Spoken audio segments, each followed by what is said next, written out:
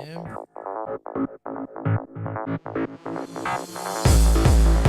welcome into CHGO Bets Daily, coming to you live from Studio B of our CHGO offices here in the western of Chicago. I'm your host, Sean Anderson. You can follow me at Sean_W_Anderson. Alongside me, my partner in degeneracy, Cody Delmendo. Missed you last week. Glad you're back in the state of Illinois so you don't have to travel this border to gamble. Oh my God. Yeah, I was in California in South Lake Tahoe. But it's basically at the state line of Nevada, and sports betting is not legal in California.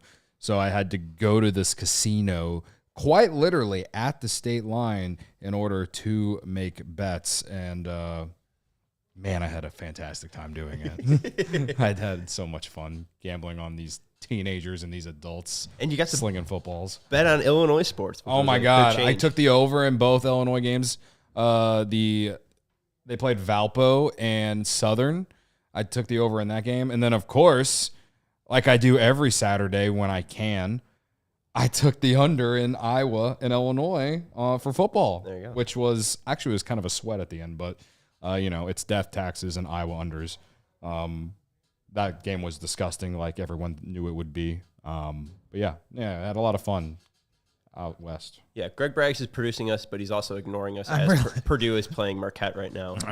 37-29, Purdue has the lead, though. I didn't tweet it, but I took Marquette +3 just because they're coming off the better win against Kansas last night. I should have envisioned a letdown, as according to the screen I'm looking at, they are down 8. So I'm glad I didn't tweet that one out. And guess who's, the PA guy for the Maui Invitational? Your guy, Gene Honda. Gene Honda. Your guy. Number 15, Zach Edey. I'm just going to start talking in Gene Honda the rest of my life. I welcome it. I think it's great. Before we get into the games, we'll be betting on Thanksgiving football, also Black Friday football. We got some picks for you, both college and NFL. Want to let you know that Circa Sportsbook is our proud sponsor, though. They got a low hold model where games will strive to be a -110 split on the Circa Sports menu, unlike other sportsbooks, which may use a -115 or -120 split. That is better for you, the gambler, and they want you to explore all the odds possible. They're the world's largest sportsbook. They're proud of their odds, but they want you to download and explore all sports betting apps available, compare the lines from each sportsbook, and you'll see most times, more often than not, Circa Sportsbook will have the best lines for you. So download the app today, Circa Sports Illinois app at circasports.com/Illinois-app. That's circasports.com/Illinois-app to sign up today. Also be on the lookout for Circa events, watch parties, and tailgates that we throw with them that are coming up. If you or somebody you know may have a problem with gambling, call 1-800-GAMBLER, 1-800-426-2537, text GMB 833-234, or visit areyourreallywinning.com. Looking at the Circa Live odds right now, we got Packers versus Lions, -7.5 for the Lions, their favorite at home, over under 47.5. Commanders, Cowboys 11-point favorites, over under 49, and 49ers are 6.5-point favorites versus Seahawks, over under of 43. Also got Black Friday football on Amazon Prime. Dolphins are 10-point favorites versus the Jets, over under of 41. Egg Bowl on Thursday, and some more college football on Friday. And hey, college basketball is happening too. So Cody, take us where you want to go. There's so much to gamble on, Sean. I know. I got 4 bets. Okay. Well, the headline is NFL Thanksgiving slate. So, I guess we could start there. Do you have a Packer Lion pick? Because I do. I have 2. So for Packers Lions, I'm taking the Packers to cover the 7.5. You want to hear why? I'm assuming you want to hear why. All right. So the Lions, let me just say that experiencing the Bears lose in Pacific time zone is basically the same as watching them lose in Central time zone. However, I was happy to feel the pain at 1 p.m. instead of like 3 p.m. So, it was almost like the pain of the loss was gone by the time the primetime game came around. So, Nice. Those people on the West Coast, they got it good. That said, the Lions should have lost that game to the Bears on Sunday, and it's 4 days. It will be 4 days since that game, and the Lions played terrible against the Bears. And Jared Goff threw multiple picks, and the Packers have a good pass defense. whether Jair Alexander is out there or not, they have a good pass defense. So I think the Packers are going to hang around. Plus, there is a little bit of a revenge factor here, not only because they lost the one game already this year against the Lions, but also still that game that, we all find very funny from last year, Aaron Rodgers losing to the Lions last game of the year. I do think that there's something from that. Like, the Packers are coming into this game very confident. They've won 3 in a row. They just beat the Chargers. I know Aaron Jones is not going to play, but A.J. Dillon has been better. I think he can be just as useful as Aaron Jones. Obviously the whole thing, and the reason that they're 7.5-point dogs is like Jordan Love it's been a mixed bag from him, right? Like, he just hasn't been anything that you want to put your money on. So I could get why no one would want to take the Packers, but I just think this is a great situational spot for the Packers here, with coming in 3 straight wins, and the Lions coming in off a win, but one where I'm sure their fan base is kind of like, I don't feel great about this, considering it's a divisional game, and it's a touchdown and a half. Well, in a hook. Yeah, I'm actually going to fight you on this one. I took the Lions -6.5, so there is a middle opportunity. If the Lions win by 7, we both win, so we can take that. Okay. Packers lose, so I know you're not going to be upset about that. Jim's saying, please pray for the Packers to upset the Lions and Cowboys to roll the Commanders for survivor purposes. So fingers crossed for you, Jim. But for the same reasons you brought up, you like the Packers for their pass defense. I'm fading them because of their run defense. This is a team that absolutely wants to run it down your throats. I'm going to take not only Lions -6.5, I am going to take a little less juice. I'm like -145 for that line, just because I don't want to get screwed by that hook. But I'm going to take David Montgomery over 65.5 rushing yards. He's hit over that number in all of the games where he's gotten over 10 carries this year. He's been fantastic. I think it's going to be a big Jahmyr Gibbs and David Montgomery game. It's another game in Detroit, so they really haven't had to travel much. I think they understand how bad that output was, and I think they feel grateful to escape with that victory. The Packers are coming off a win. I think that's like leading them to a letdown here, because they just came off a win, a game that they shouldn't have won. I bet they're... Greg, relax. Lance Jones just hit a shot from 80 feet to end the half. I thought the half was over. No, already. my phone's a little behind here. Oh, my God. Yeah. Oh, Lance Jones just buried a 80. I mean, I don't even know how long a basketball court is, but it was like... Braggs is going crazy. I think it's... Yeah. My bad. You're fine. How long is a basketball court? I think it's... that's 94 feet. Shot. So 80 feet. Was that a good rough estimate? That's a good rough. I'm sorry. But he was past the 3-point line. I think 3-point is like 20 feet, right? So you know what?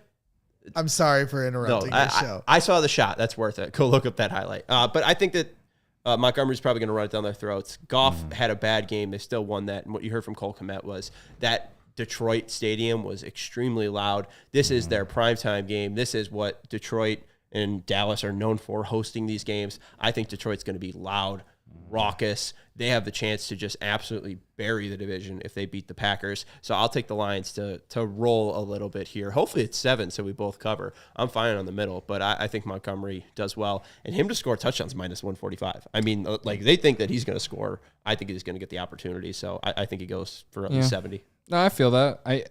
Listen, the Lions are obviously the better team. I'm not sitting here thinking that the Packers are going to win. I just don't think it's going to be a blowout. I think a touchdown is just too many points. 6.5, fine. Like, I feel like if it was 6.5, I'd probably lean Lions, just because of that extra, like that half point. I hate it. That, or I probably wouldn't play it. I'd probably just take the under, because I'm just going to let everyone know now I'm going to take the under for all 3 games tomorrow. Because there's 3 games and they're all basically playing all at one time. You know what that means? That I would consider them primetime games. So I'm going to take the under on this game too, just because I will say, like, I agree with you on the running part, which means that clock will be running because they're going to be running the ball, the Lions specifically. And I do think that the Packers want to try and run the ball more, based off the fact that they don't rely on their offense from Jordan Love. So from that perspective, yeah, I probably would lean Lions, just because I don't think the Packers will be able to run the ball as well as they probably want to. However, the Bears ran the ball pretty well against the Lions on Sunday, so who knows? And that's a good Lions run defense. So I don't know. I guess I'm going off basically the situational spot here when it comes to the 7.5 points. Yeah, I think the Lions possibly could have been overlooking the Bears a little bit there. I think they could have been looking a little bit more towards the Thanksgiving game. But we'll see how that ends up playing out. What's the over-under for cocktails in the first game? There's 3 games on Thanksgiving. Like how many? Like when's the first drink? Do you make your first drink before the game starts at 11 a.m.? It's a holiday, so there's nothing wrong with that. Right. If you're cracking a beer at 11 a.m., I mean, How many cocktails in after the first game? Is it cocktails for you or no beer? Yeah, I'm a whiskey guy. Okay. All due respect to our guys at Goose Island. Well, and I don't blame that, considering beer can be very filling, and you have a lot of food to eat. That's true too. You know what I mean? I'd have first half. I'd go 2 drinks. 2 drinks. 100, I think, is a fair estimate. So you're taking under on all those 3 games. You're taking the Packers plus 7.5. I'm taking the Lions minus 6.5. I'm taking Montgomery over 65.5. Any more plays on Thursday, or you want to move to Friday? Commanders, Cowboys. I like the under because the Cowboys defense is good, and the Commanders, I just don't know what you're going to get. Like, Sam Howell's had good games, he's had bad games, but it's a divisional game, so that also makes me want to take the Commanders plus 12.5 because I feel like they're going to get up for this game. But, yeah, I'm taking the under. And then 49ers, Seahawks, Thursday night. Again, divisional game. 49ers played really well against the Buccaneers, kind of led up in the fourth quarter, let the Buccaneers backdoor cover the 13.5. Did I play that? No. But I felt bad for the people who did. Seahawks blew. They had a double-digit lead, I believe, against the Rams, and they ended up blowing that game. Now they go back home and host the 49ers. The spread is, 7 points? Prime time, a real technical primetime game. I think they bounce back. I like the Seahawks plus 7, and, of course, I'm taking the under. That will be my 6 plays for Thursday night, or for Thursday's Thanksgiving slate. If you don't want to play the 7 points, I recommend 49ers money line and McCaffrey to score parlay. I was going to recommend under 17.5 team total for the Seahawks. I think the best line you can get is minus 106. They've really struggled to score against 49ers. It seems like whenever the Rams? Yeah. No, the Seahawks usually struggle against the 49ers. Just past couple of meetings that they've had, I don't think that's going to change. When they take a step up against certain defenses, they kind of crumble. All right. That's fair. Yeah, I don't hate it. It's tough. The 49ers, it feels like they're back after that 3-game skid. Yeah. They came off the bye, demolished the Jags, and then they pretty much demolished the Buccaneers on Sunday. It's just these it's a short week, and that's what makes me want to take all the underdogs here. At least to cover, not to win, to cover. Mm-hmm. Let's move on to then Friday. I'm taking one underdog. I'm taking one favorite. Let's start with the NFL game, Dolphins and the Jets. I'm taking the Dolphins minus 9.5. I got it early. I think now it's up to 10. Main reason, you look at Tim Boyle's interception props, it starts at over 1.5. In every game that he has thrown 5 passes in, he has thrown an interception. In Tim Boyle's career, both pro and college combined, he has thrown 15 touchdowns and 34 interceptions. This dude is shit garbage trash. He is horrendous at being a quarterback. Only reason why he's on the team is because he's friends with Aaron Rodgers. I don't understand why Trevor Siemian isn't starting over him. Fade the fuck out of Tim Boyle. Yeah. Dolphins are going to roll minus 9.5. I like it. I'll go to a player prop here that I've been playing the last handful of weeks, and it's Tyreek Hill over receptions. He has gone over on his reception mark. For this game, it's 5.5. In the last handful of weeks, it's been set at about 6.5 or 7. He went over this past week. He had 10. The week before, he had 8. The week before that, he had 8. Against the Eagles 4 weeks ago, he had 11. And he had 6 against Carolina before that. And then against the Giants on October 8th, he had 8. He has gone over 5.5 in 6 straight games, and the line has been set higher. I would assume the line is set lower because Vegas believes that the Dolphins are going to get out early and run away with this game and get to a point to where they're just running the ball, which I could see. But I also feel like this Jets defense is as bad as the Jets offense is. The Jets defense does show up every week, and I think because I feel like they're just doing everything possible to do something to be able to have Aaron Rodgers come back for some meaningful games and maybe sneak into the playoffs. And again, divisional game. I think the 9.5. If I were to play the game, I would bet the Dolphins. But I do think that the Jets somehow, some way are going to score some points here. Oh no! And I don't know how they're going to do it, but A Tua pick six is possible. All I'm saying is because I think the Jets are going to find a way to score points, it means that I think that the Dolphins are going to be throwing the ball some for at least 3 quarters. And I think Tyreek Hill can get 6 catches before the 4th quarter against this Jets team, especially if they throw underneath a lot like they do, or they do a lot of those like crossing routes as well. And Sauce Gardner is typically only a guy that covers one half of the field. So, I mean, Mike McDaniel is a smart offensive mind. He might say, oh, well, their best corner is on one side. We're just going to line up Hill on the other side and have him run down the field. And, hey, we'll just throw him 70 passes of 20-plus yards and see if he can take one to the house. Yeah, I don't know. I'm fading Tim Boyle. I think it's a 30-13 win for the Dolphins. They have, like, on the side I'm looking at right now, it's a minus 158. So parlay Tyreek Hill receptions with Dolphins money line or something if you don't want to do the spread. I don't know. But I agree. I do think the Dolphins are going to roll on Friday. Weird. You know what? Tomorrow's supposed to be day 50 of 50 straight days of football, Sean. Yeah. Someone lied to us. And I played up the whole 50 straight days of football thing, and either I lost track of days. I think you did. I lost track of days, or they lied to us because we literally have football for like another 10 straight days because there's football tomorrow, there's football Friday. No football tonight, though. No, there's college football tonight. There is? Yeah, it's Ole Miss and Mississippi State. By the way, taking the under. No, that's tomorrow, dude. Really? Yeah, that's not tonight. I think yesterday was day 50. I think that's where your count was effed up. Really? Yeah. I'm looking this up right now. Yeah, Tuesday was Bowling Green and Western Michigan. Eastern Michigan covered for me yesterday. And then, Ole Miss, Mississippi State at 6:30 tomorrow.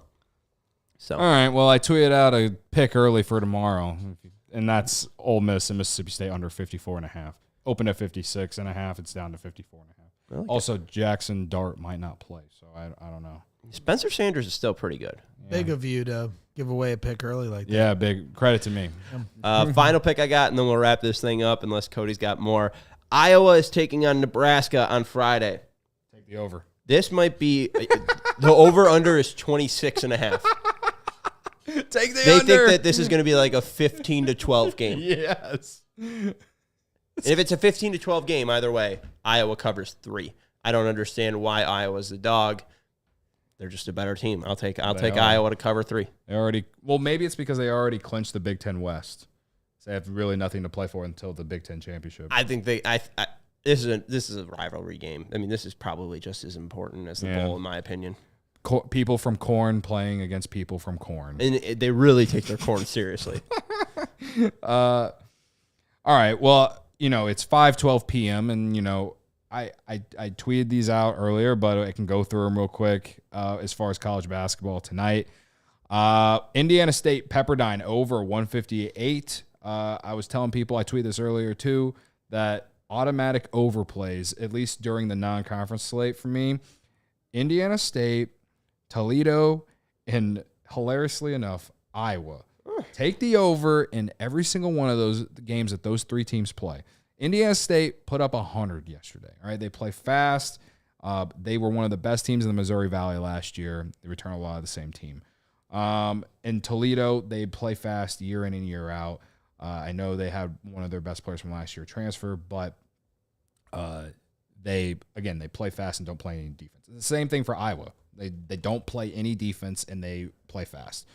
But anyway, I'm taking Indiana State, Pepperdine over 158 tonight. Fresno State and James Madison over 147. Both teams 4-0 on the over in the year.